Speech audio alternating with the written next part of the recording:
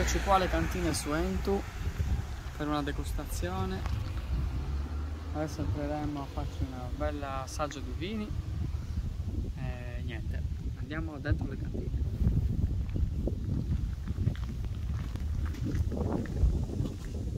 Adesso siamo da quella parte, stiamo finendo tutte le potature.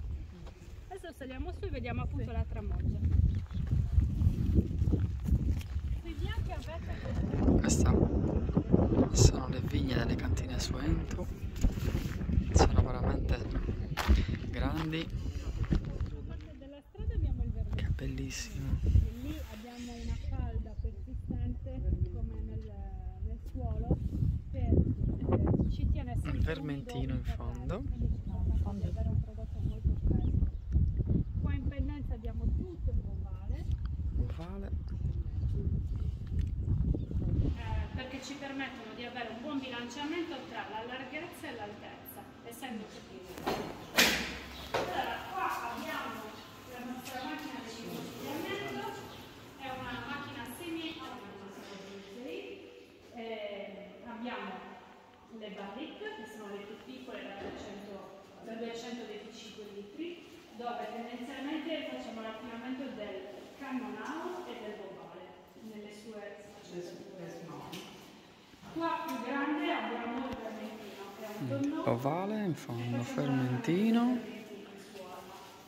Abbiamo due nuove affinamenti che sono le botti grandi, dove si farà un affinamento del bovale, però ovviamente Bovale. non è disponibile perché questo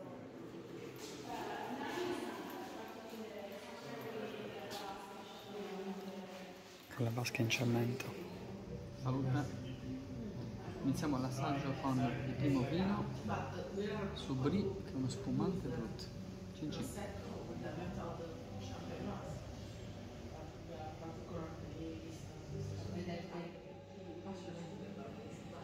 vermentino.